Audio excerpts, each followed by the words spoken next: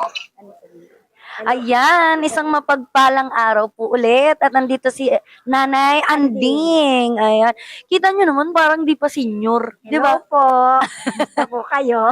Andito po Ayan. kami sa PC. Yes po. Andito po kami Personal sa personal collection. collection.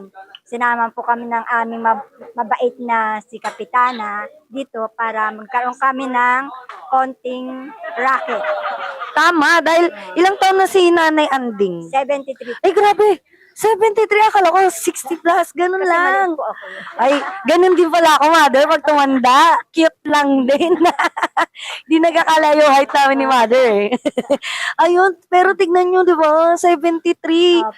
Ni-recruit ni Kapitana, no? Di ba? Kahit sa bahay, kikita. Yan ang Kapitana natin, mother, no? Opo. Mabait Talagang po si Kapitana. pangkabuhayan. Kaya sa darating na ano, you know, si nanay ang syempre, at least, talagang sa tao po nang gagaling Opo. yan. Di ba po, mother? Mabuti po yung kalooban ni Kapitana namin.